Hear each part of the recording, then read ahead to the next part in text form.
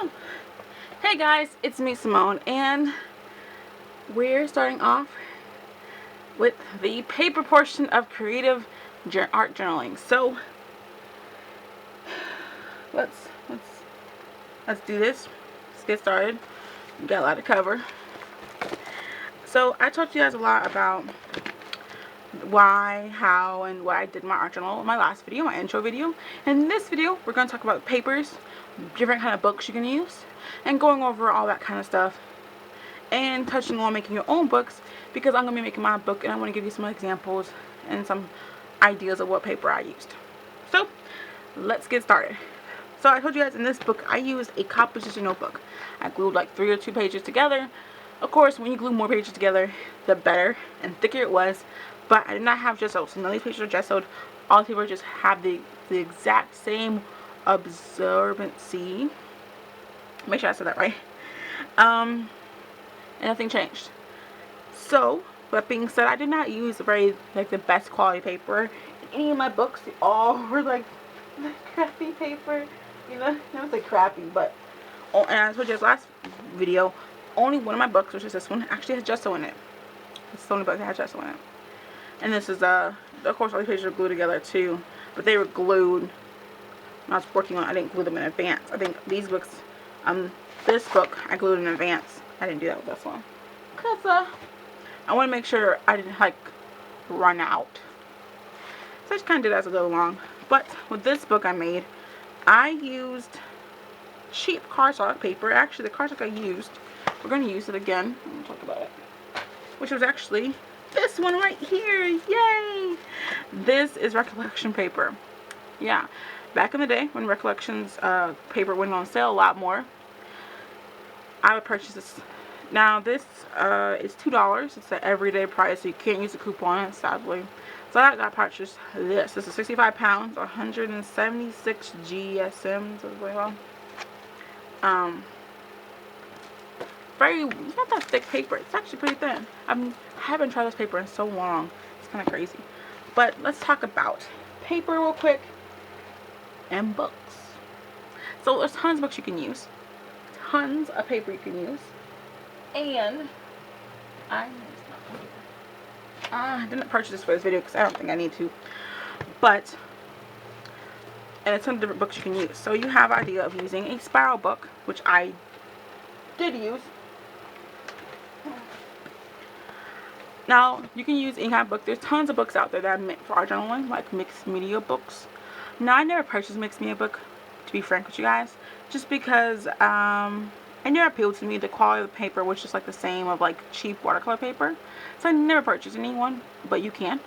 But the thing about spiral books that I would tell you, some people might not like, is that the spirals will be in the way. So you can see, hope you can see this, make sure. And you guys can. Okay.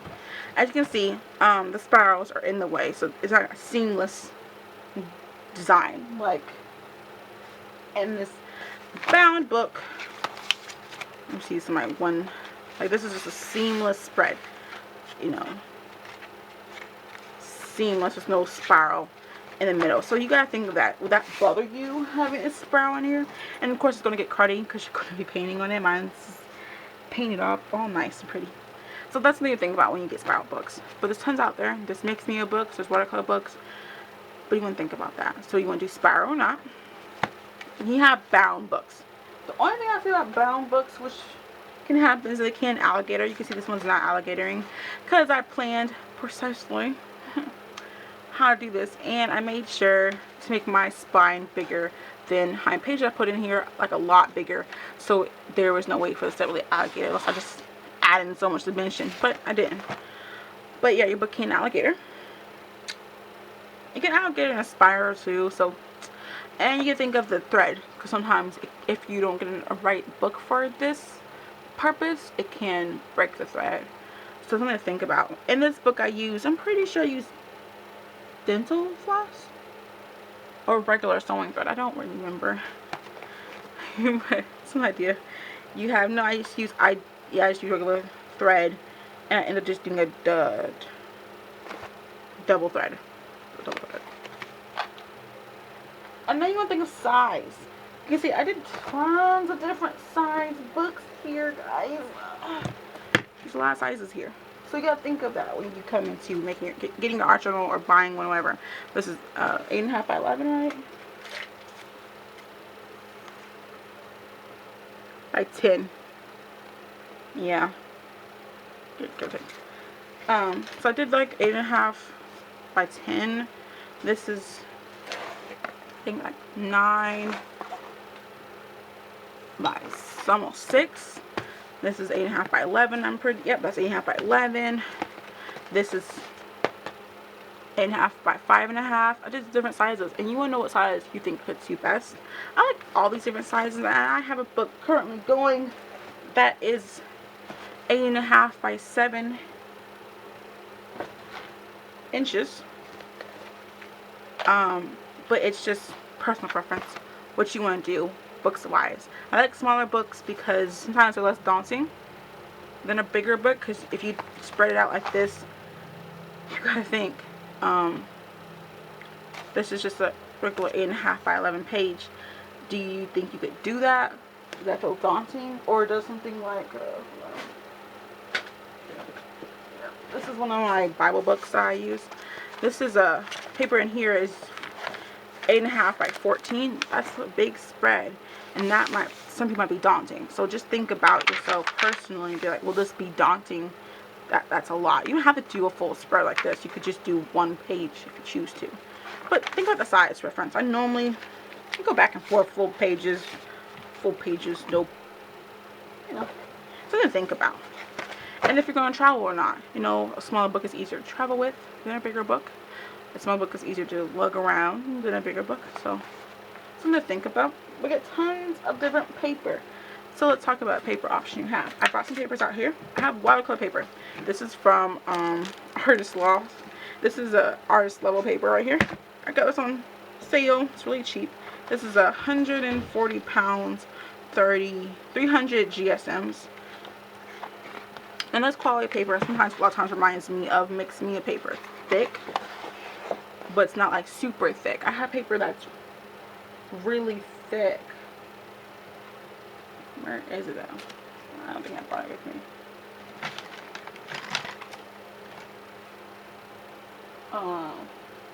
That's a lot. I think it's better quality watercolor paper. Not the same. But this is nice quality paper. Watercolor paper I like to use in my books because it's thick. It can take more of a lot of layering and stenciling and just going at it. You don't have to be as gentle sometimes with my other papers. Or be like mindful, because it's meant to absorb a lot of water. So it's a little heavy duty paper that can really hold up. So it's an idea. But it's much thicker, of course, so you gotta think about that. This has a 24 sheets. So if you went and got this, I think I got this for like less than $5. If you went out and purchased this will give you, you mostly use like 12 sheets. That'll give you 24 pages. You can use the entire book if you wanted to, but if you're gonna fold this in half, pages will be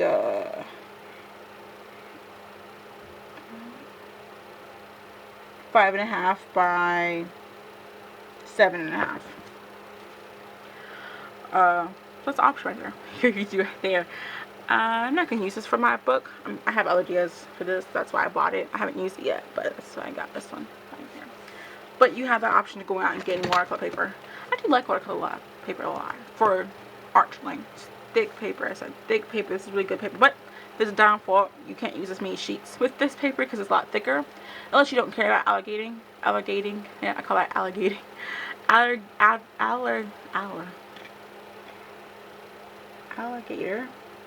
Your book alligator ink. There it is. I got it, guys. Swear to you guys, sometimes I feel like I can't even talk. If you don't care about that, then you can add more pages, but I would be mindful about this, especially when you're stitching your binding.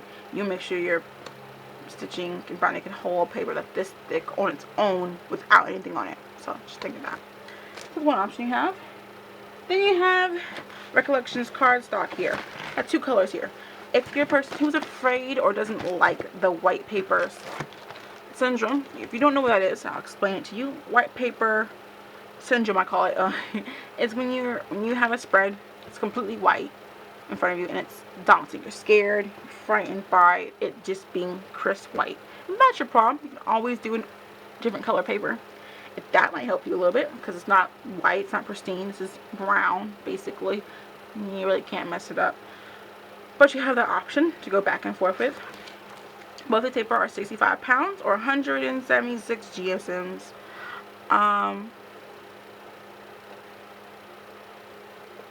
But I think about I like this paper, but it's kind of thin. The craft feels thicker than the regular paper. It's kind of thin, but I did use this a lot in my journaling because it's what I could afford. But for $2 for 50 sheets, that's not a bad deal. And we'll talk about gesso later.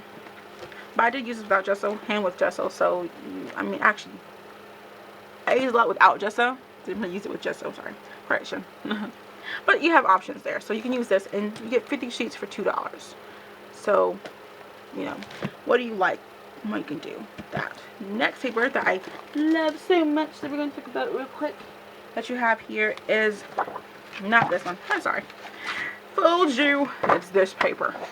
This is my Neenah Exact Vellum Bristol board paper. I'm going to put it in the description. It's like a really weird name paper. This paper is really thick. I have it in 2 different colors. I have it in this like grayish color and then this white. As I said before, if you're the kind of person who feels like a white pristine paper is daunting, go for an off color like this one. I was using this too in my journal just to show you. I think it's some inspiration. But moving on. I like this paper a lot. It's really thick. It's thick enough. It's not like thin. I feel like it feels like it's thicker than some of the papers I have here. It fools me. I like this paper for markers. I use it for alcohol markers. But I do use this with my sprays and my mist, and it holds up really well. Spray test. Let's just move these out the way. Actually, I think that's right there. Wait, is it? Yep, here you go. I'm gonna spray this one. So this is my sprays here. Alright. There's a embossing on here, so that kind of affected it. But on the back, just with sprays, they didn't bleed through. They bleed through where the embossing is, but that's it. They didn't bleed through anywhere else. That's some good paper, I feel like. So that's an option you guys have. Sorry, my dog's just walking in my room. So it's a little bit distracting. So I like this paper a lot. And I love the gray paper. I use this in my journal, my actual writing journal. It feels thin, but when you work with it and you realize how much it can hold up to and how good it is, you really, I'm pretty sure you like it. And it's only it's 67 pounds. I don't know how much that is in GSMs, I'm sorry. But yeah, 67 pounds. But it doesn't feel like that's a really good cardstock, I think, for journaling. The next paper I have here, this is some more cardstock. This is the Neenah, I think it's like a, what's it called? Exact, no. I'll put it in the description below. I'll put it around my screen if I need to, because I don't remember it right now. But I know it's like 100% white brightness. This was 95 pounds. It doesn't feel like it though. It's really thin. But it's 95 pounds. I have not done a spray test on this one, so we're going to spray test this paper. This is how I have fun with my paper. So I'm just going to stack that up so I can. And what's on top? Let's go closer too. Alright, it's bowing.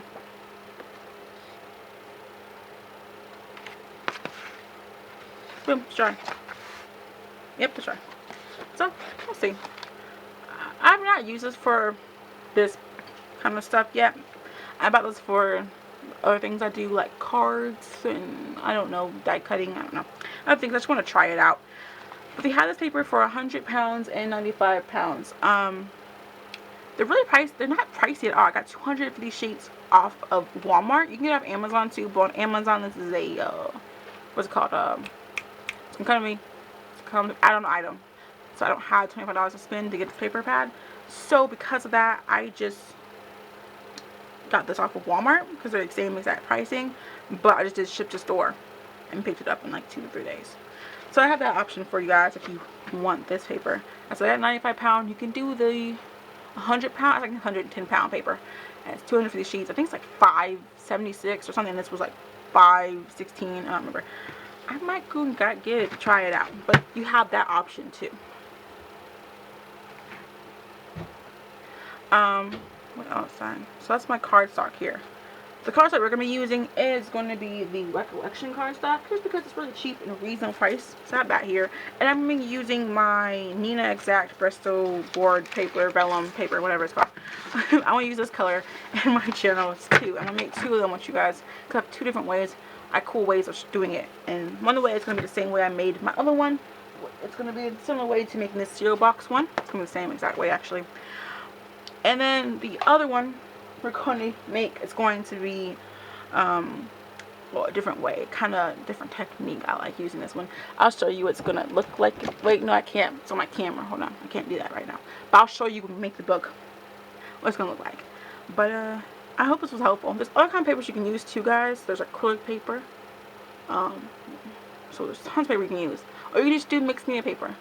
I've tried tons of different papers. I've tried watercolor paper from Walmart in their craft section. Love it. But I've tried 7 different papers. So just really, since you don't want to go and buy different papers to experiment yet, you can watch people's videos, or just go with Good and Faithful and get yourself a good sturdy cardstock. If you want to do cheap and reasonable and just use my techniques, get you a $2 pack of this instead of these sheets. I don't know how much you're going to use yet. I can't tell you. Or you can go with Good and Faithful and get this and get 250 sheets for $5. It's your choice. What you want to do. I like a lot of these papers. As I said, I do highly recommend this vellum paper. I love it for markers. Is that right here? Yeah, it's right here. Let me just, I'm telling you, I'm in awe. I love this because it's really good for Sharpies and markers. No gesso or nothing. And like, it barely bleeds through. Hey, Nairobi.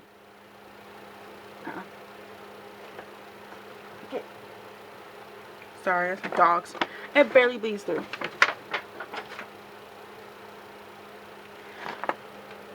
You know, most papers, when you put markers on, they bleed through immediately and they're soaking to the other side. This one doesn't. I mean, unless you did this, like you just sat it on there. But I'm going to go. I have my dogs to take care of now, so they barge into my room. And they'll start sniffing around and messing up things. Much love, guys. I hope you enjoyed this video. And I hope it was helpful to the different papers you can use in your art journal. Of course, there's tons more different brands, but we're just talking about, you might want to get like a heavy duty cardstock. I'm doing 65 pounds here. You can do more, you can do less. If you want a good cardstock, you can go up more. That's all I have here for you guys. I hope this was helpful, as I said before. Much love, guys, and stay tuned for the next video. We're going to talk about supplies, paints, mediums, brushes, etc. Hitting up little things like wet supplies and our dry supplies and our add-on supplies. And after that, we're going to create a page after we make our book, of course. Oh, and before I go, there's one other style of journaling I did not mention. You can just do sheet by sheet journaling. What this is just like this. Instead of me putting this in a book, I just paint on it on my desk like this. And then at the end, I can bind it together.